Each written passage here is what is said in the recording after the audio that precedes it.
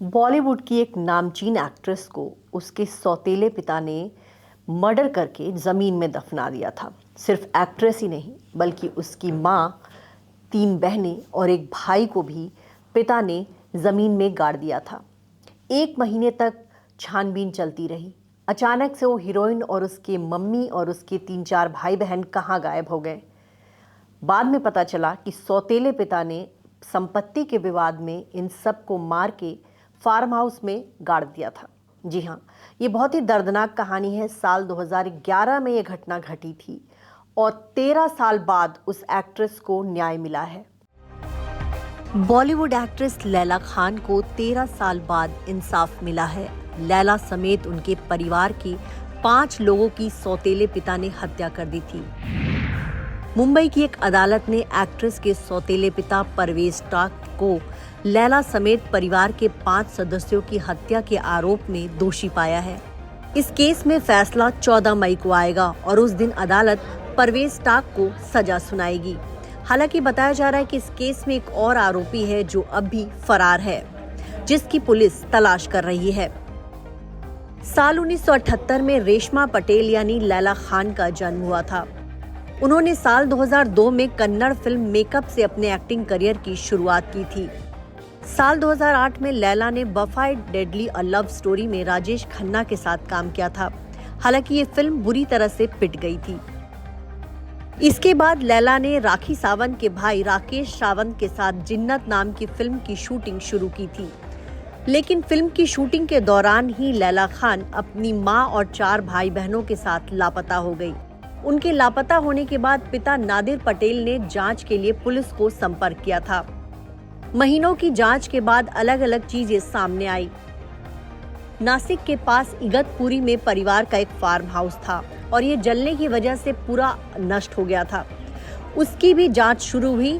Police को actress की आखिरी मोबाइल लोकेशन नासिक में मिली थी। बताया जाता है कि फरवरी 2011 में वो नासिक में थी।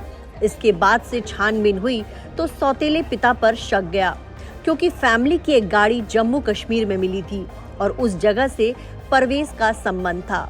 आपको बता दें, परवेज टाक लैला खान की मां सेलिना का तीसरा पति था। जम्मू कश्मीर पुलिस ने परवेज टाक को वहां से अरेस्ट किया था। इस मामले में पुलिस ने बताया 30 जनवरी 2011 की रात लैला खान अपनी मां सेलिना, बड़ी बहन हशमीना, जुड़वा भाई बहन इमरान और जारा और चचेरी बहन रेशमा के साथ मुंबई से 126 किलोमीटर दूर इगतपुरी निकली थी। इगतपुरी में उसका फार्म हाउस था और वहां वो अपनी फैमिली के साथ छुट्टियां मनाने गई थी। 9 फरवरी 2011 को लैला की मां ने अपनी बहन अलबामा पटेल से भी बात की थी और उसके बाद पूरा परिवार गायब हो गया था। इसी तरह की शिकायत राखी सावंत के भाई राकेश सावंत ने भी पुलिस में दर्ज कराई थी, क्योंकि लैला खान उनकी फिल्म में काम कर रही थी। पुलिस ने जब पूछताछ की तो परवेज टाक ने बताया था कि इगतपुरी बंगले में लैला की मां से उसकी संपत्ति को लेकर बहस हुई थी। बहस के दौरान सबसे पहले उसने सेलिना की हत्या की, उसके बाद उसने लैला को मारा, फिर बड़ी बहन हाशमीना को, जुड़वा भाई बहन जारा और इमरान को और फिर चचेरी बहन रेशमा की हत्या कर दी। परवेज टाक ने लैला और उसके भाई बहनों को इसलिए मारा क्योंकि इन्होंने उसे सेलिना की हत्या करते हुए देख लिया था। फार्म हाउस में 6 लोगों की हत्या करने के बाद लैला के सौतेले पिता परवेज टाक ने वहीं एक गड्ढा खोदा और सबको दफना दिया।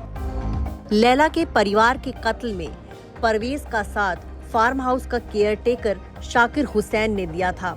दोनों ने मिलकर सेलिना, लैला की मां, सेलिना की बड़ी बेटी, दोनों जुड़वा बच्चे और रेशमा की हत्या की थी और सबके लाश को फार्म हाउस के स्विमिंग पूल के पास दफन कर दिया गया था। फार्म हाउस के जांच के दौरान ये सब पुलिस को बरामद हुए थे। पुलिस ने सबों को बरामद करने के बाद डीएनए टेस्ट करवाया था और उसके बाद पहचान हुई कि ये जो कंकाल हैं ये लैला खान और उसके परिवार के लोगों के हैं।